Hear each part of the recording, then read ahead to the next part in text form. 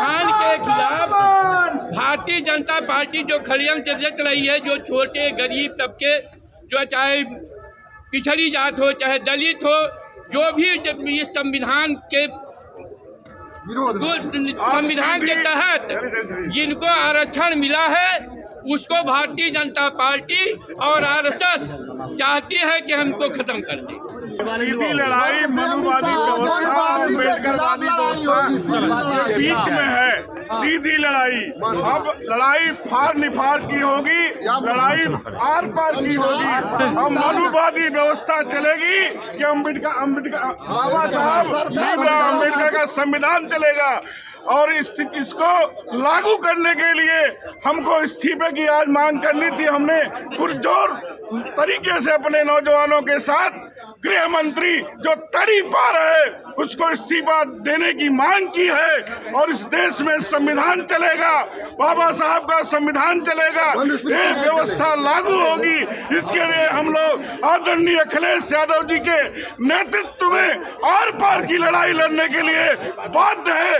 जय हिंद, जय। आज जो है कच्चा बनियान गैंग ने जिस प्रकार से सदन में आदरणीय बाबा साहब के खिलाफ और संविधान के खिलाफ जो अपमानजनक टिप्पणी की है, हम समाजवादियों की मांग है कि यह तली पार जो कच्चा बनियान गैंग है ये आगे इस्तीफा दे, नहीं तो समाजवादी पार्टी के लोग, अभी तो हम लोगों ने ज्ञापन दिया है, हम लोग सड़क पर भी लड़ने का काम करेंगे। देखिए, समाजवादी पार्टी भारतीय जनता पार्टी के कुकृत्य, उनके सांसद, उनके विधायक और जो उनके गृह मंत्री है, बड़बोलेपन में आकर के उन लोग जिस तरह से बाबा साहब का अपमान कर रहे हैं, जो बाबा साहब ने संवैधानिक तरीके से समाज को और भारत में जो संविधान बनाया, दुनिया का सबसे बेहतर संविधान बना करके लोगों को जीने का हक और अधिकार दिया, और आज उस हक और अधिकार को छीनने का काम भारतीय जनता पार्टी शुरू से कर रही है। लोकसभा चुनाव में भी कई उनके सांसदों ने साफ तौर पर कहा कि आप हमको 400 सीट दे दो और 400 सीट दे देने के बाद मैं आपका संविधान बदल दूंगा।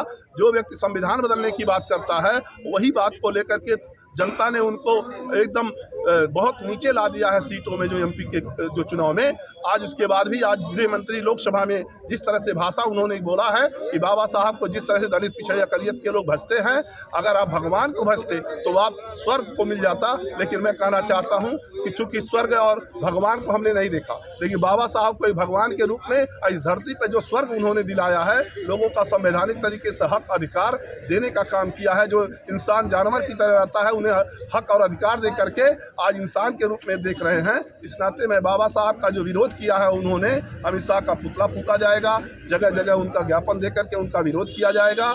अगर माफ़ी नहीं मांगते हैं तो आने वाले समय में उनके सांसद और विधायक मंत्री को समाजवादी या बहुजन के लोग उन्हें घेर करके उन्हें मजबूर करेंगे कि उन्हें इस्तीफा दिला देगा। आप लोग जैसा जानते हैं, बाबा साहब भीमराव अम्बेडकर जो संविधान के रचयिता थे, भाजपा के गृह मंत्री अमित शाह खाली बाबा साहब का विरोध नहीं किया है, बल्कि संविधान का विरोध किया है और हिंदुस्तान का विरोध किया है। आज बाबा साहब की देन है कि आज हमारे पिछड़े, बैकवर्ड और संख्यक के लोग आज विधानसभा में और पार्लियामेंट में जा रहे हैं, हर जगह बोलने का मौका पा रहे हैं।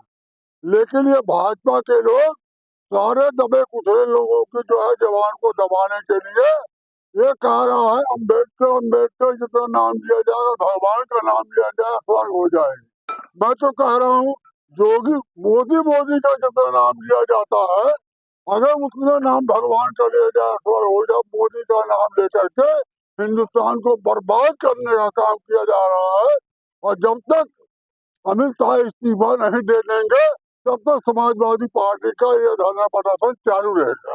अभी आप लोगों ने देखा होगा, पिछले दिन राज्यसभा की कार्रवाई में हिंदुस्तान के गृह मंत्री माननीय अमित शाह जी ने माननीय भीमराव अम्बेडकर के खिलाफ एक आपत्तिजनक बात कही थी। उन्होंने कहा था अम्बेडकर अम्बेडकर अम्बेडकर अम्बेडकर अम्बेडकर, अगर इतना नाम भगवान का लिया जाए तो आपको स्वर्ग मिल जाएगा। माननीय अमित शाह को बताना चाह रहे हैं कि इस हिंदुस्तान की तस्वीर और तकदीर बदलने में बाबा साहब भीमराव अम्बेडकर का एक बहुत बड़ा हाथ है। देश जब आजाद हुआ था, जब यहाँ की शिक्षा बहुत कम थी, उन्होंने ही ये अधिकार दिया था कि एक आदमी का वोट, चाहे वो गरीब हो, पिछड़ा हो, अनुसूचित हो, चाहे जो, सबका बराबर है।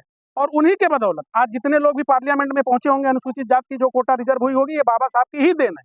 और मैं कहना चाह रहा हूँ, और हम लोगों ने जो आज ज्ञापन दिया माननीय अपने अध्यक्ष, राष्ट्रीय अध्यक्ष अखिलेश यादव के आदेश पे, माननीय अब्दुल कलाम साहब के साथ में हम लोगों ने ज्ञापन दिया है और ये मांग की है कि हमारा ये लेटर माननीय राष्ट्रपति महोदय को भेजा जाए और तत्काल अमित शाह को मंत्रिमंडल से बर्खास्त किया जाए।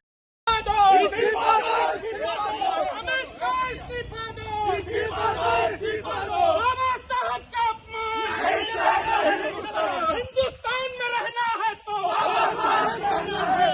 हिंदुस्तान में रहना है तो बाबा साहब कहना है। हिंदुस्तान में रहना है तो बाबा साहब कहना है। हिंदुस्तान में रहना है तो बाबा साहब कहना है। बाबा साहब का अपमान नहीं सहेगा हिंदुस्तान। बाबा साहब का अपमान नहीं सहेगा हिंदुस्तान। बाबा साहब का अपमान नहीं सहेगा हिंदुस्तान। मुर्दाबाद मुर्दाबाद। माफी मांगो माफी मांगो माफी मांगो माफी मांगो माफी मांगो अमित शाह माफी मांगो माफी मांगो माफी मांगो अमित शाह माफी मांगो माफी मांगो माफी मांगो।